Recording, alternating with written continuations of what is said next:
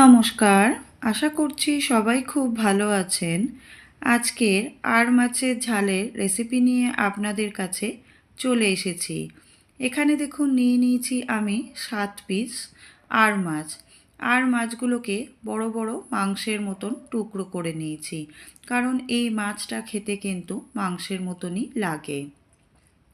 দিয়ে দিলাম নুন, হলুদের গুঁড়ো আর দিয়ে দিচ্ছি লঙ্কার গুঁড়ো। নুন, হলুদ আর লঙ্কার গুঁড়ো দিয়ে মাছটাকে প্রথমে খুব ভালো করে ম্যারিনেট করে নেব। মাছটাকে যত বেশি ভালো করে ম্যারিনেট করা হবে খেতে কিন্তু তত বেশি সুস্বাদু লাগবে। আপনারা এখানে ম্যারিনেট করার জন্য তেলও ব্যবহার করতে পারেন, তবে আমি এখানে তেলের ব্যবহার করিনি। কড়াই বসিয়ে দিয়েছি, কড়াইতে দিয়ে দিলাম মাছ ভাজার জন্য তেল।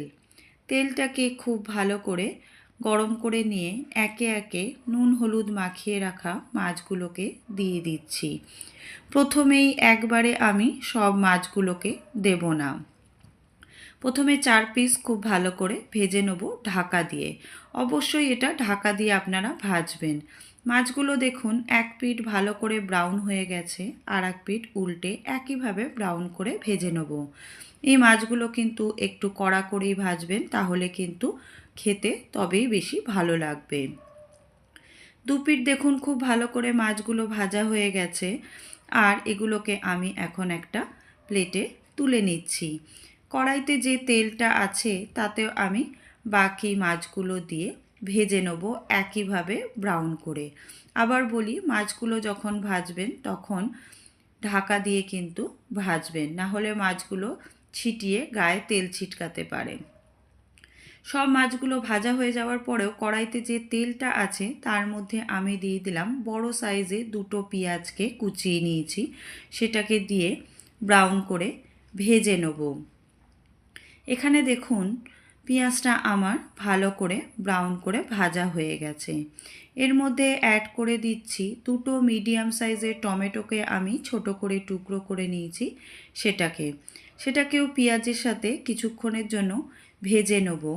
তারপরে টমেটোগুলো যাতে খুব ভালোভাবে নরম হয়ে যায় তাই জন্য দিয়ে দিচ্ছি পরিমাণ মতন নুন দিয়ে ভালো করে মিশিয়ে নিয়েছি। খুব তাড়াতাড়ি দেখুন টমেটোটা অনেকটাই গলে গেছে। নুন দিলে কিন্তু টমেটো খুব তাড়াতাড়ি এবং সুন্দরভাবে গলে যায়, তাই টমেটো দেওয়ার পরে আমি নুনের ব্যবহার করি। এখানে দিয়ে দিলাম 2 চামচ আদা রসুনের পেস্ট, দিয়ে দিচ্ছি 2 চামচ হলুদের গুঁড়ো আর 2 চামচ ঝাল লঙ্কার গুঁড়ো। এই গ্রেভিটা কিন্তু ঝাল ঝাল খেতেই বেশি ভালো লাগে, তাই আমি এখানে ঝালের ব্যবহার একটু বেশি করলাম। এখানে দেখুন মশলাটা খুব ভালো করে কষানো হয়ে গেছে, আর মশলা থেকে খুব ভালো করে তেল ছেড়ে এসেছে।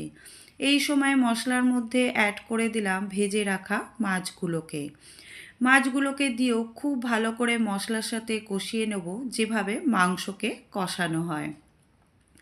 মাছটা যত ভালো করে কষানো হবে গ্রেভিটা খেতে কিন্তু তত বেশি সুস্বাদু হবে। এখানে দেখুন মাছগুলো খুব ভালো করে কষানো হয়ে গেছে, কালারটা একদম ডার্ক ব্রাউন হয়ে গেছে। এবারে গ্রেভি বানানোর জন্য দিয়ে দিলাম গরম জল 1 কাপ।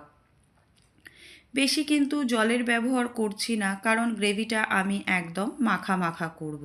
তবেই কিন্তু খেতে বেশি ভালো লাগবে, যেভাবে মাংস কষা হয় খেতে ঠিক সেই রকমই লাগে।